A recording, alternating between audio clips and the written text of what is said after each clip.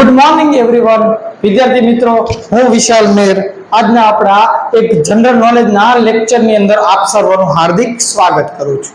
વિદ્યાર્થી મિત્રો, આજે જે આપણે લેક્ચર વિશે જે ચર્ચા કરવા જઈ રહ્યા છીએ તો કે એક જનરલ નોલેજનો લેક્ચર છે. અને આ જે જનરલ નોલેજ એટલે કે જે કહીએ તો કે જીકે એટલે કે જનરલ નોલેજ છે, એની અંદર આપણે જે મહત્વના એક યુદ્ધ છે એટલે કે ઇતિહાસના પ્રશ્નો છે એના વિશે આપણે ચર્ચા કરીશું. તો જોઈએ, આપણે લેક્ચર છે જનરલ નોલેજ પર એક નજર એટલે કે જીકે ઉપર એક નજર.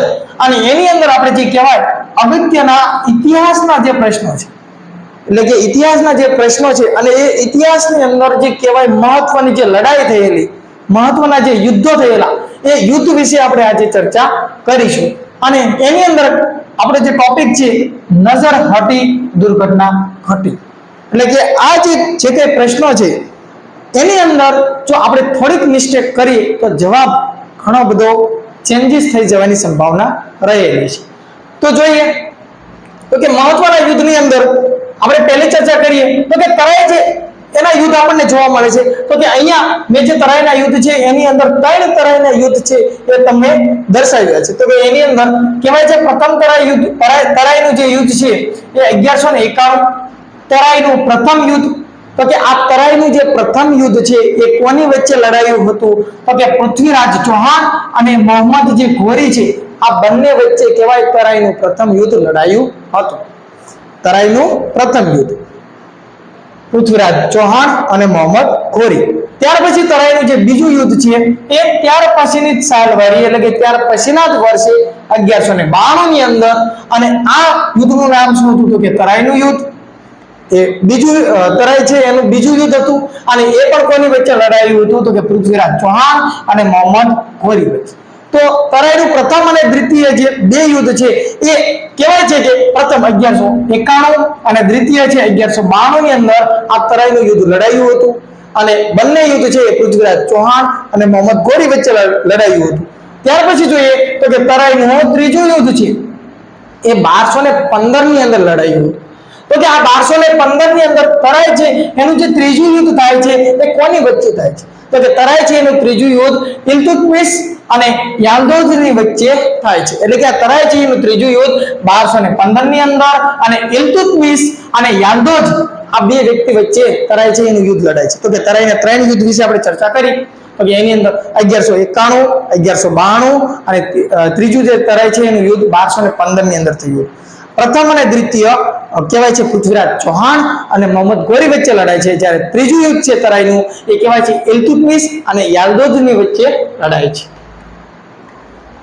ત્યાર પછી 1193 નો સમયગાળો આવે છે. તો કે 1193 ની અંદર ચંદાવરનું યુદ્ધ થાય છે. તો કે આ ચંદાવરનું યુદ્ધ થાય છે તો કે આ જો ચંદા ઉપરથી આપણને શબ્દ યાદ આવે જયચંદ. એટલે કે ચંદાવરનું યુદ્ધ છે 1193 ની અંદર થયું. અને આ જે ચંદાવરનું યુદ્ધ છે એ જયચંદ અને મોહમ્મદ ઘોરી આ બે વ્યક્તિ વચ્ચે લડાય છે. ત્યાર પછી જોઈએ તો કે 1131. તો કે આ 1131 ની અંદર ડભોઈનું યુદ્ધ થાય છે. તો કે આ જે ડભોઈનું યુદ્ધ થાય છે એ બાજીરાવ પેશવા અને દભાડે એની વચ્ચે થાય છે. દભાડે અને બાજીરાવ પેશવા આ બંનેની વચ્ચે 1831 ની અંદર ડભોઈનું યુદ્ધ થાય છે. ત્યાર પછી જોઈએ તો કે 1591 ની અંદર ઘ્રોલનું યુદ્ધ થાય છે. તો કે આ જે ઘ્રોલનું યુદ્ધ થાય છે એ અકબર અને સૌરાષ્ટ્રની જે સેના હતી, સૌરાષ્ટ્રના જે કહેવાય અમુક રજવાડાના જે રાજાઓ હતા એ રાજાઓ અને સૌરાષ્ટ્રની પ્રજા ભેગી મળી અને અકબર છે તો કે અકબર અને અકબરની સેના સામે 1591 ની અંદર ઘ્રોલ છે એનું યુદ્ધ લડાયું હતું જામનગરના ઘ્રોલ ખાતે. ત્યાર પછી 1759 તો કે બેદરાનું યુદ્ધ થાય છે. આ બેદરાનું જે યુદ્ધ થાય છે એ અંગ્રેજો અને ડચ પ્રજા છે એની વચ્ચે થાય છે. અંગ્રેજો અને ડચ પ્રજા છે એની વચ્ચે 1759 ની અંદર બેદરાનું યુદ્ધ થાય છે. ત્યાર પછી આગળ ચર્ચા કરીએ તો કે 1526 ની અંદર પાણીપત. પાણીપત છે એના 3 યુદ્ધ છે એનો સમાવેશ મેં અહીંયા કરેલો છે. તો કે પાણીપતનું કહેવાય પ્રથમ યુદ્ધ 1526 ની અંદર કહેવાય બાબર અને ઇબ્રાહિમ લોધી એની વચ્ચે પાણીપતનું પહેલું યુદ્ધ લડાયું હતું. ત્યાર પછી 1526 પછી 1556 ની અંદર પાણીપત છે એનું બીજું યુદ્ધ લડાયું હતું. આ પાણીપતનું જે બીજું યુદ્ધ છે એ અકબર અને હેમુ વચ્ચે લડાયું હતું. ત્યાર પછી ચર્ચા કરીએ તો કે 1761 ની અંદર પાણીપત છે એનું ત્રીજું યુદ્ધ લડાય છે. આ પાણીપતનું ત્રીજું યુદ્ધ મરાઠા અને અહમદ શાહ અબ્દાલી વચ્ચે લડાય છે. ભાઈ અહીંયા કહેવાય છે ને આ પાણીપતનું જે બીજું યુદ્ધ છે એ 1555-56 એનો ગાળો હોય છે. એટલે અમુક જગ્યાએ 55 આપેલું હોય, અમુક જગ્યાએ 56 આપેલું હોય. એટલે પાણીપતનું જે બીજું યુદ્ધ છે અકબર અને હેમુ વચ્ચે થયું હતું એ 1555-56 નો સમયગાળો હોય છે.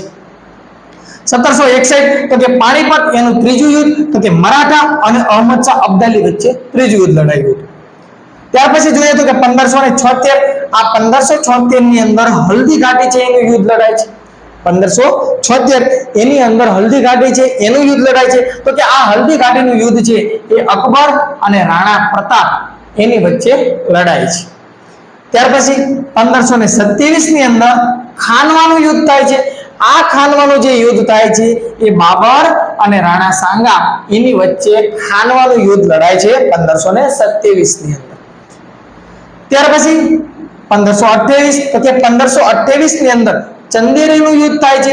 તો કે આ ચંદેરીનું જે યુદ્ધ થાય છે એ બાબર અને મેદની રાય એની વચ્ચે ચંદેરી છે એનું યુદ્ધ લડાય છે. તો કે ચંદેરીનું યુદ્ધ 1528 બાબર અને મેદની રાય એની વચ્ચે લડાયું હતું. ત્યાર પછી 1539 ભાઈ હુમાયુ જે કહેવાય છે હુમાયુ એનો અર્થ નસીબદાર પણ એ પોતે કહેવાય છે એનાથી વધારે કોઈ ખરાબ નસીબ વાળો નહોતો. સૌથી વધારે ખરાબ નસીબ વાળો હોય તો હુમાયુ. તો કે 1539 એની અંદર કહેવાય છે ચોસાનું યુદ્ધ લડાય છે. તો કે આ ચોસાનું યુદ્ધ લડાય છે એ હુમાયુ અને શેરશાહ સૂરી એ બંનેની વચ્ચે લડાય છે. ત્યાર પછી જોઈએ તો કે 1540 કનૌજનું યુદ્ધ આવશે. એ પણ હુમાયુ અને શેરશાહ સૂરી વચ્ચે લડાય છે.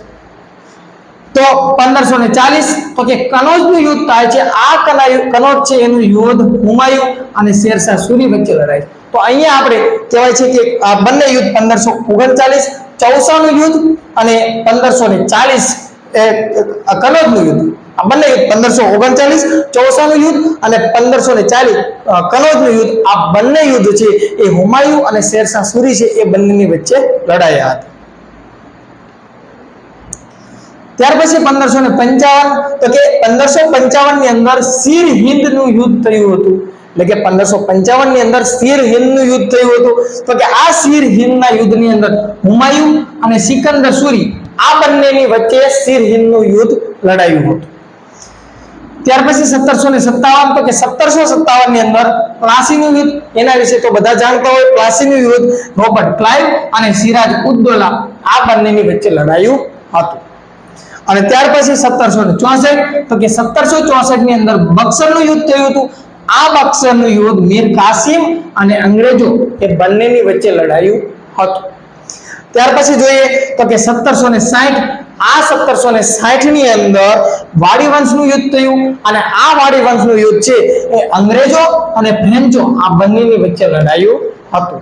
તો અહીંયા મેં જે કંઈ તમને આ માહિતી એક વન લાઇનર માહિતી પૂરી પાડી, તો એ ઇતિહાસ આમ ગણો તો ઇતિહાસ અને આમ ગણો તો કે જનરલ નોલેજ, એટલે કે આપણા નોલેજની અંદર કેવાય મહત્વની અંદર એક્ઝામ છે તો કે એક્ઝામની અંદર આવા પ્રશ્નો પૂછવાની સંભાવના વધારે રહેલી હોય છે. તો એટલા માટે મેં તમને અગત્યના જે યુદ્ધ હતા એની માહિતી અહીંયા તમને પેશ કરી. જો તમને મારો વિડીયો પસંદ આવતો હોય તો લાઈક કરો, શેર કરો, સબસ્ક્રાઇબ કરો. આપ સર્વનો આભાર.